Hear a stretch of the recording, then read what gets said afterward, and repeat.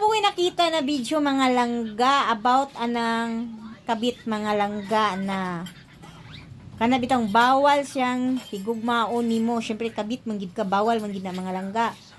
And then kaya ba nimong bitawan or imong buhian para dili lang magkasala? Or bahala nang magkasala ka basta dili nimo sa buhian. Ingon ana ng gugma mga langga, no?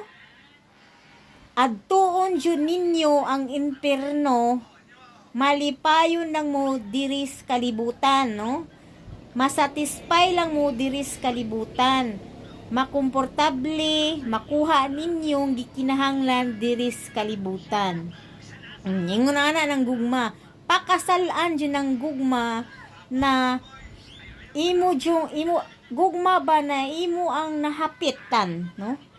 Imo ang natugpahan, imo ang naagian ba? Unya minggamot, pakasalaan jud na nimo kung minggamot na imo ang gugma. Imo jung sudlan ang impierno ana. Kay syempre mga langga kana na panghitabo mga langga, dili gid na siya maayo ang pagpangilog ug naanay tag-iya, no? Dili gid na siya maayo.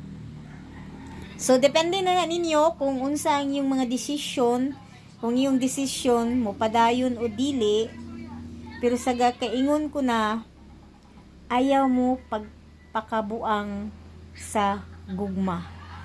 Kay ang gugma kung matarong wala gina siya tag-iya anak mga langga, no? Imo gina siya apan ang gugma na di matarong mangingilog ka.